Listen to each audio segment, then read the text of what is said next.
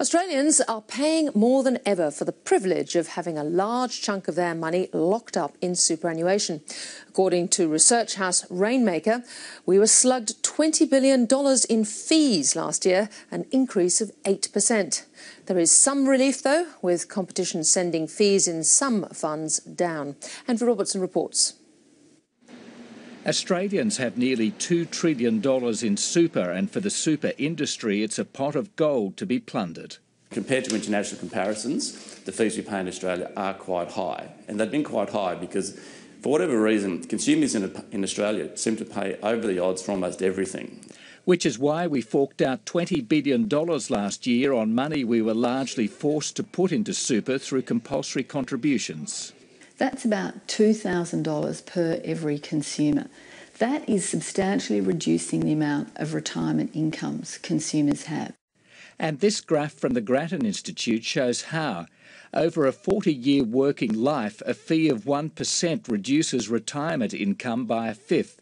A 1.5% fee eats up nearly a third of your money, while a 2% fee takes nearly 40% of your super.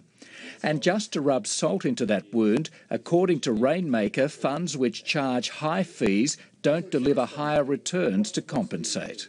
There are super funds out there that offer 2,000 investment choices, and it's little surprise that those funds are very complex to run, therefore they have high fees. That's what we're paying for.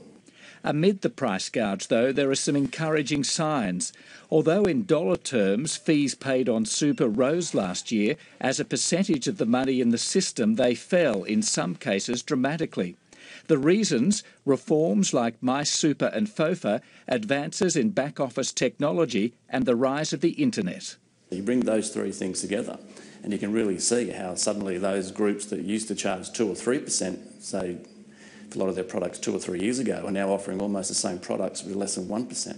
The big for-profit funds are leading the way and now have the cheapest products on the market.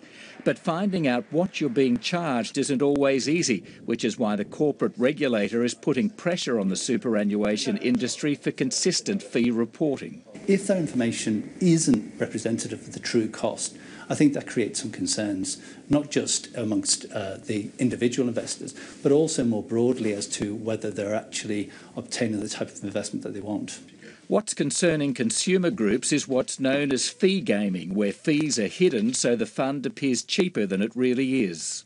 Where it's occurring is in definitions. So is something a management fee? Is it an operational fee? It's also occurring in the way products are structured, in the complexities of the industry. So it's very hard to follow the trail to see where the money's going. What we will be doing is issuing guidance to ensure there is greater consistency across industry in this particular aspect.